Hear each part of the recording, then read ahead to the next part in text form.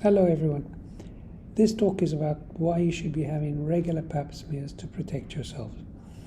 A lot of ladies are very anxious about having Pap smears, they're anxious about the result, and they're anxious about what happens if you get an abnormal result. The aim of this talk is just to give you some information so you're better informed when you go and see your physician to have this test done. So let's start off with a little history lesson. The Pap smear was first developed by a gentleman by the name of George Papanikolaou. He was a Greek physician who introduced or started trying to introduce it in the 1930s, and it took time for this to be accepted by the mainstream medical society. But he discovered that if you do regular screening of the cervix, you can assess and predict and prevent 100% of cancers of the cervix. The idea is that the abnormality develops over many years. So if you're doing regular screening, you'll pick up the precancerous abnormalities much earlier. Now, the Pap smear is the first proven test for early detection of precancerous changes, and is the most successful screening test ever. In 1960, only 30% of American women had ever had a Pap smear, and 40% of people didn't know what it was. By 1980, 80% of people were having regular Pap smears. And over this time, they dropped the rate of cervical cancer by 70%. That's how important Pap screens are. So the natural history of how you develop cervical cancer is that you go from normal to getting an HPV infection, which in the vast majority of people tends to happen in the late teens, early 20s, and the vast majority of these infections get cleared. But if you have a persistent infection, this can progress in the late 20s, maybe early 30s, to precancerous changes, and we'll go through the grading of all of these in time. The HPV infection can be cleared, the precancerous changes can revert back to normal on their own through the body's immunity, but the ones that persist can go on to develop cancer. So HPV infection is important, abnormal smears are important, but having one or the other doesn't necessarily mean you are going to get cancer. So I've mentioned HPV a few times now. HPV is human papillomavirus. It is the main cause of abnormal Pap smears.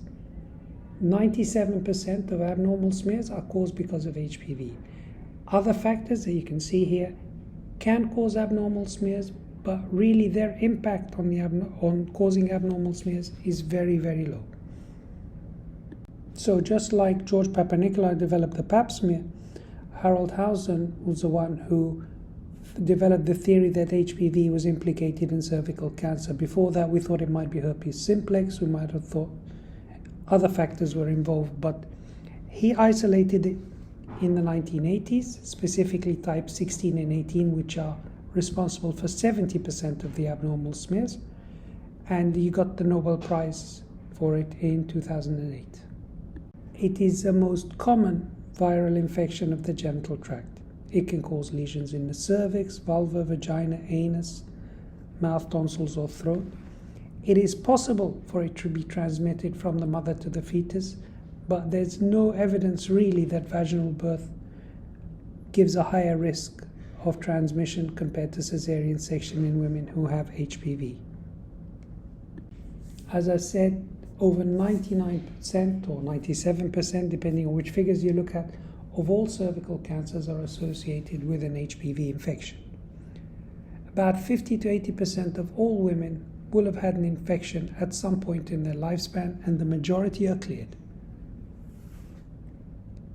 Persistent infections are the ones that tend to cause the increased progression to cervical cancer, and 1 to 3% of all HPV infections are the ones that are likely to develop in time. So there are roughly 100 different types of HPV, but only 40 different types tend to affect humans. Some are grouped as low-risk HPV and some are grouped as high-risk HPV. That's different from low-grade abnormality on your smear and high-grade abnormality on your smear. So it's important to differentiate between those. The low-risk types of HPV tend to cause genital warts. The high-risk ones tend to cause abnormal smears, but they can cross over, so high-risk ones can also cause genital warts. The most important two high-risk ones are type 16 and type 18. Type 16 is responsible for 50% of cervical cancers, and type 18 is responsible for 20%. So together, they are responsible for 70% of the cervical cancers. So we talked about the theories behind why you should be having a Pap smear. Now let's talk about having Pap smears and when you should start doing them. In the UK, the recommendation is you start at the age of 25 and repeat this every 3 years. As long as your smears are always negative, you can continue with this until the age of 50, and then after the age of 50 to the age of 65, you do it every 5 years. Once you've reached that age, if all your smears are normal, you never have to do a Pap smear again. In the USA, they start at the age of 21, and again, they follow a similar protocol, and it continues until the age of 65, after which you can stop having Pap smears. So when you're having a Pap smear, the wooden spatulas on the left are the old ways we used to do it, but now we do it with something called liquid-based cytology. This is much better. It's a much gentler brush to pick up some loose cells from the surface of the cervix, and then they are put in this fluid, it's spun down. You're much more likely to get enough cells to give an accurate result compared to when we were using the spatulas, and if there's a drop of blood or something in there, it doesn't affect the result. They can still do a reading. When you're examined, the doctor puts in a speculum. They open a speculum so they can see the cervix. Now when we look at the cervix end on, that's that little picture in the middle square in your slide. That's the image we see of the cervix. We use a brush, put that gently in at the opening of the cervix, and then just move it around 5 times in a clockwise direction. It picks up the loose cells, and they get reviewed under the microscope. Now when you look at it under the microscope, you're seeing an image similar to this. We look at the cell and compare the nucleus in relation to the rest of the cell. And judging by that, we grade whether normal or abnormal. I say we, but it's actually the pathologists who've had lots of experience and lots of training in doing this, and they're the ones that give us a result that we rely on to discuss further management with the patients. So the result of the Pap smear is graded as you can see here. You can either use the CIN system or the Bethesda system. The Bethesda is what we tend to use, and the first result on that is negative, which means absolutely fine. You repeat the smear as normal. The next one can be called ASCUS, which is a big long name, which is atypical squamous cells of undetermined significance, which is exactly what it means. This is what used to be called borderline in the old days, where the pathologist would look at the slide, look at the cells and say, well, they might be normal, they might not be normal, I'm not sure, so we'll call them borderline. We tend to give it a big long name now, that's all it is. The next possibility is what's called ASC-H. Now, this is where they look at the cells and say, look, it might be normal, but there might be a high-grade abnormality there, and these tend to be taken more seriously. Next one is a low-grade squamous intraepithelial lesion, or quite often referred to as CIN1, or you can have a high-grade lesion, CIN2 or 3, or the final result can be squamous cell carcinoma, which is basically cancer of the cervix. Now, it takes 5 to 15 years to go from normal through to cancer, and you must remember that not every abnormality progresses. Now, the risks of a smear getting worse really depends on the severity of the abnormality on the smear. ASCUS, 70% of those will get better on their own.